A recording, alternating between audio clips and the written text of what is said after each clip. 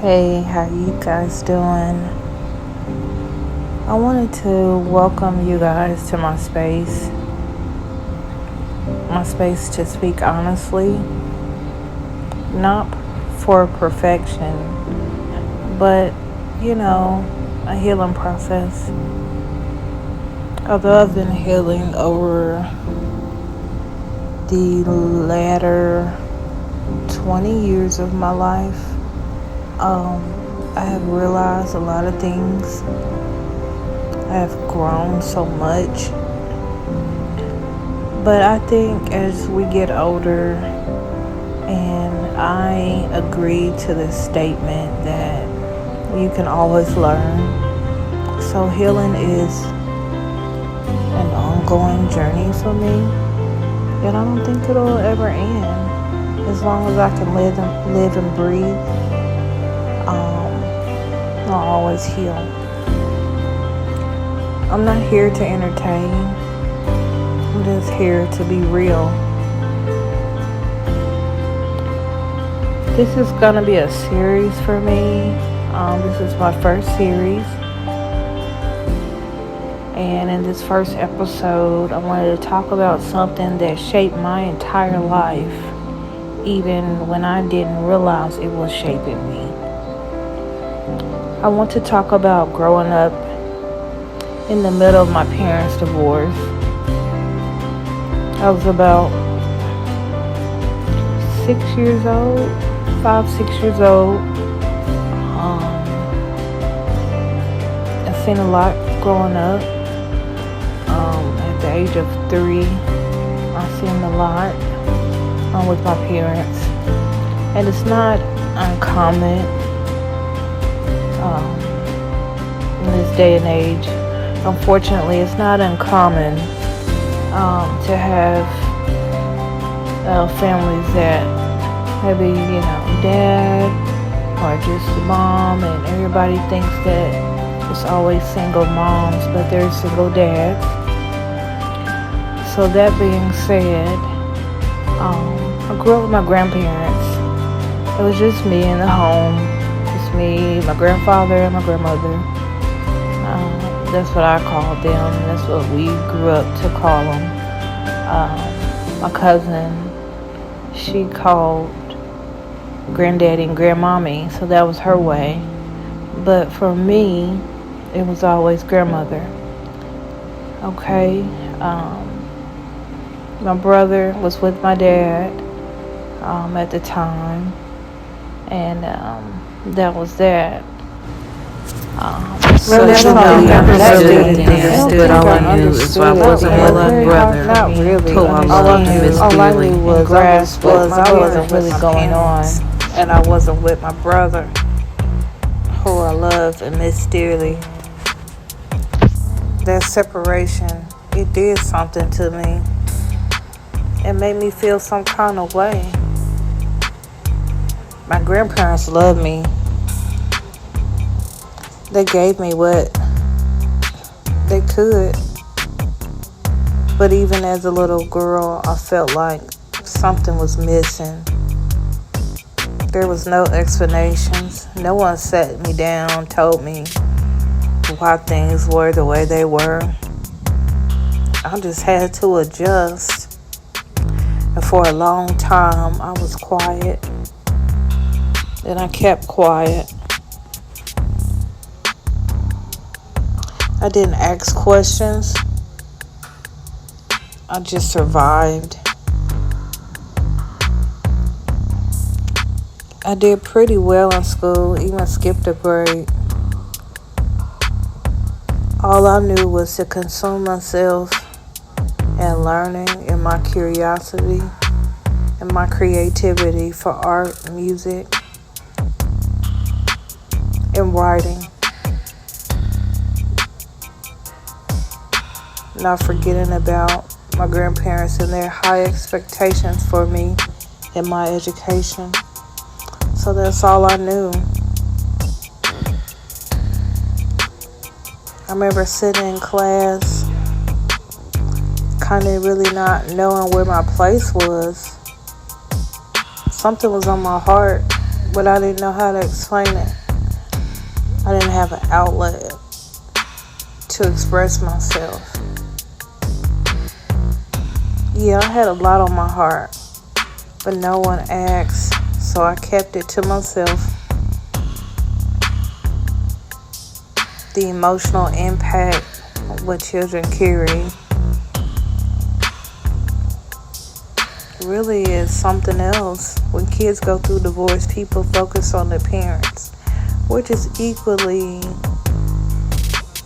important. But the truth is the kids carry the weight in silence. And to this day, I'm always mindful of that impact that it may cause on a child when their parents go through divorce. Carry that guilt.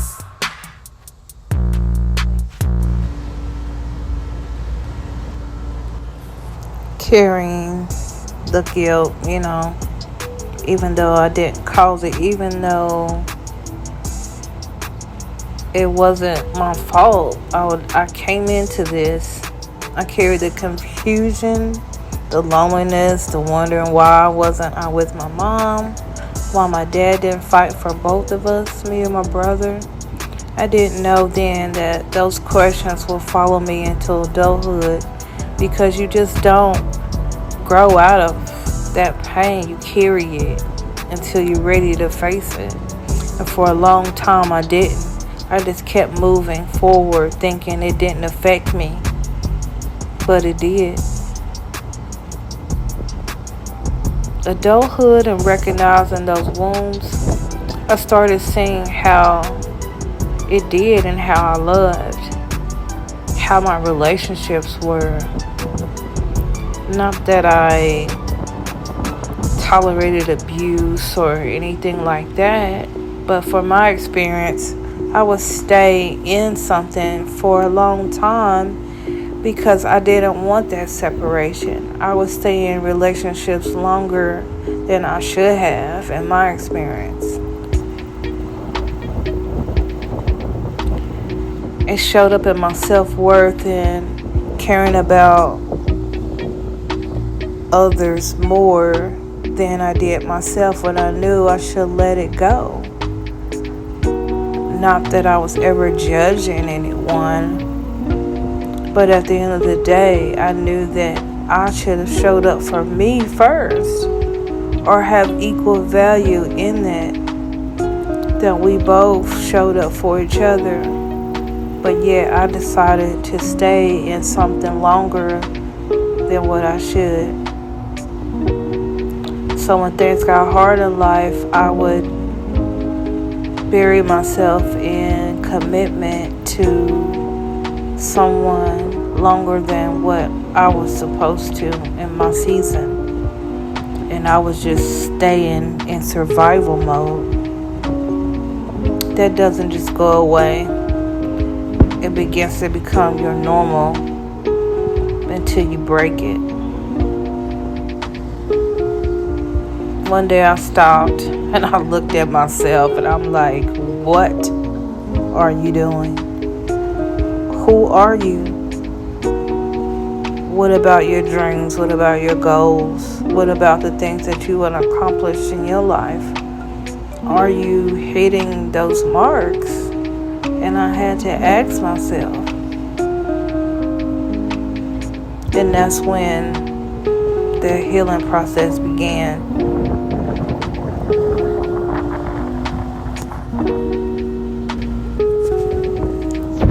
Healing and rewriting my story. You know what? Healing for me hasn't been pretty and it hasn't been easy. Sometimes it feels like things are not really going the way that I want them to. And many times it's uncomfortable. But at the same time, it's freeing. Knowing that I have those choices and those freedoms to make for my life and to create my own destiny with the love and passion that I have. I could share that with people and recognize me for who I am. I had to forgive people who never apologized. I had to give love to that little girl in me who just wanted to be. I had to unlearn survival and learn how to feel again and talk to people who therapeutically helped me. Stillness helped me. Being with myself and loving myself and understanding who I am as a person and being me and being that creative side of me and enjoying those things that I've always loved, digging deep inside of who I am and remembering who I am.